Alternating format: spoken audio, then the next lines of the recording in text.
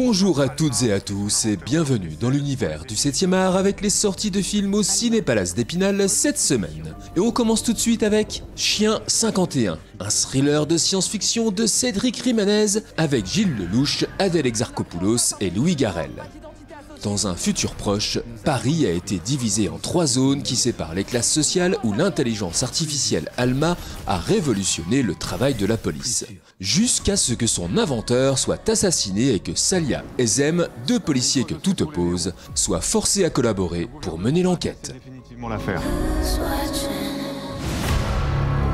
Vous devez continuer l'enquête. J'ai confiance en vous. Je connais votre histoire. C'est quoi ce bordel? On connaît votre histoire, il vous fait confiance. Mais vous êtes qui, putain? Oh!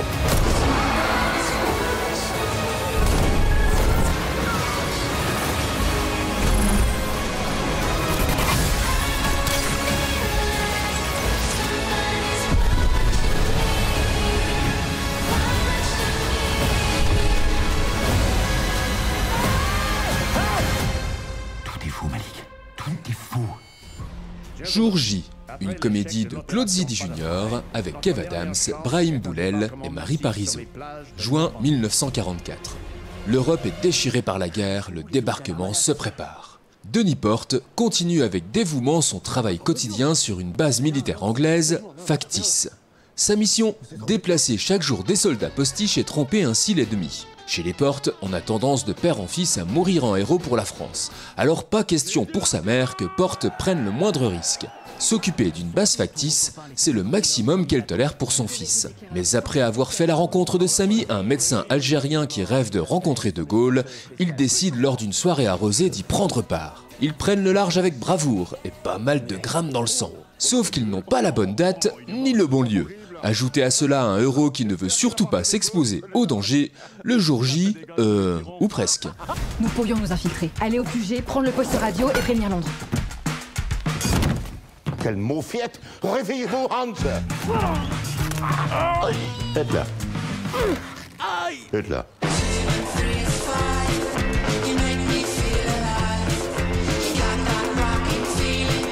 Allumez le feu.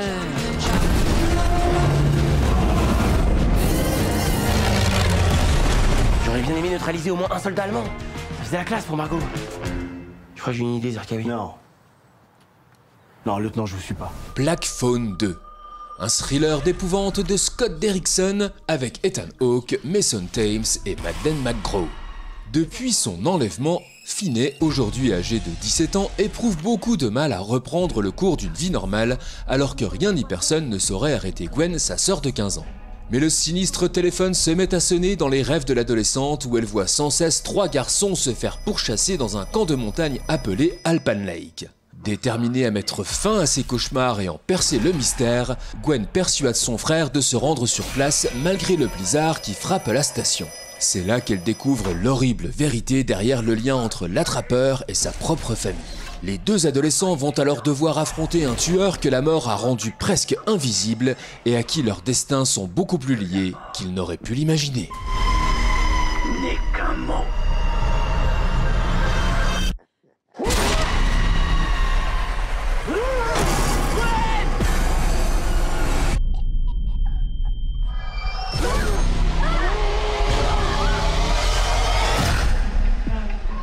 Gwen, réveille-toi! Réveille-toi! S'il nous a amenés ici, c'était pas pour rien. Rien ne brûle. Un simple accident. Un drame de Jafar Panahi, Palme d'Or au Festival de Cannes, avec Vahid Mobasseri, Mariam Afshari et Ebrahim Azizi. Histoire banale au départ, un accident de voiture, le chauffeur croit reconnaître le gardien de prison qui l'a jadis torturé et traumatisé. Dans le doute, il va chercher d'autres victimes. Mais finalement, peuvent-ils faire subir à leurs bourreaux ce qu'ils ont traversé par le passé ?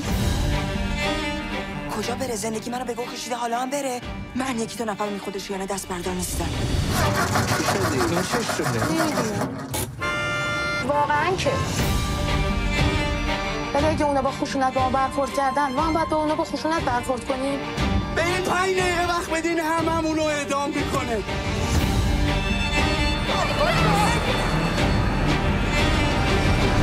Sacré-Cœur, Un documentaire dramatique de et avec Sabrina et Steven G. Gunnell, avec Grégory Dutoit et Julie Budria. Il y a 350 ans en France, Jésus a fait connaître son cœur brûlant d'amour à Sainte Marguerite Marie.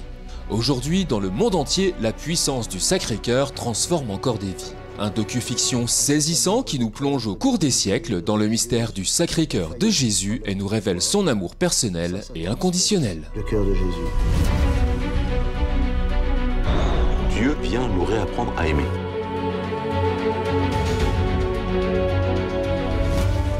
J'avais bien compris que cet amour, il ne dépendait pas de ce qu'on avait fait avant. Donc tout le monde pouvait l'aimer, tout le monde pouvait le rencontrer, et il fallait que tout le monde le rencontre.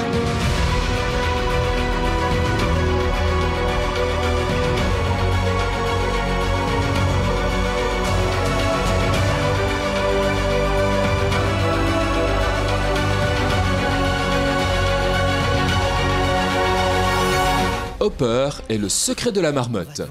Une comédie d'animation d'aventure familiale de Benjamin Mousquet. La légende raconte qu'une mystérieuse marmotte, cachée dans une montagne secrète, aurait le pouvoir de remonter le temps. Quand il apprend qu'elle serait la seule à pouvoir sauver son espèce, Hopper, aventurier intrépide, est prêt à tout pour retrouver la trace de cette marmotte. Mais le voyage sera semé d'embûches. Il semblerait qu'il ne soit pas le seul à vouloir mettre la main sur le secret de la marmotte. Entre ses pattes. Je connais pas de plus grands aventuriers. Ah, on est prisonniers!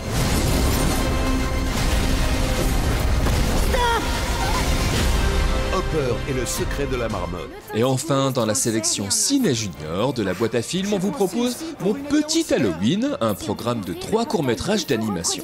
Chaque année, les monstres n'ont qu'une journée pour venir hanter les rues et faire peur aux enfants avant de repartir au pays d'Halloween. Mais comment effrayer qui que ce soit quand on est aussi mignon que Gary ? Préparez-vous car cette année, Halloween sera plein de surprises. Les monstres deviendront rigolos, les sorcières seront douces comme des agneaux et les petits fantômes pourraient même devenir vos amis ou pas. C'est la maison la plus terrifiante de tout l'univers. Bon cinéma à toutes et à tous et à la semaine prochaine pour les nouvelles sorties ciné. Et d'ici là, n'oubliez pas... Vive la